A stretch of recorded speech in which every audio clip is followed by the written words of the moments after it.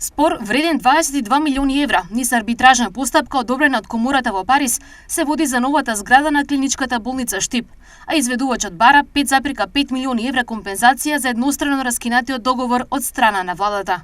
Во текот на изведбата се подпишани 3 анекси, одобрени 3 варијации, но финалната изградба на зградата не дојде, иако незината изградба е започната од март 2016 година. Во меѓувреме, цената на градежните материјали и услугата е зголемена неколкукратно, поради што и се стигнува до спорот.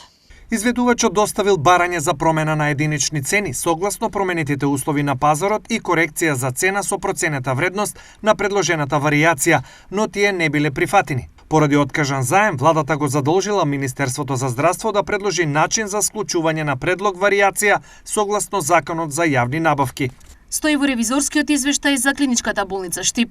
Подоцна лани, во месец јуни, следува кулминација бидејќи на средината од минатата година, Министерството за здравство доставило до владата предлог за раскинување на договорот, бидејќи изведувачот отвара стечај.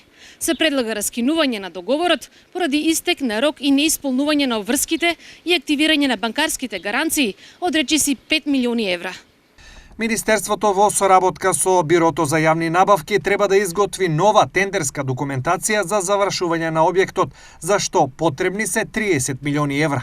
Во болницата е вградена опрема, механичка и електрична инсталација, но и немонтирана опрема и материјали испорачена е во текот на важење на договорот. Се подвлекува во ревизорскиот извештај. Покрај останатата опрема, во подрумите стои и акцелератор во вредност од 1,6 милиони евра. Набавениот акцелератор поради несоздадени услови за негово поставување не е предаден во болницата, не се употребува и се доведува во прашање неговата употребна вредност по 10 години од набавката. Сега пред клиничката болница Штип е нова надеж која се темели на цврстата одлучност на премиерот Мицкоски овој објект да се изгради.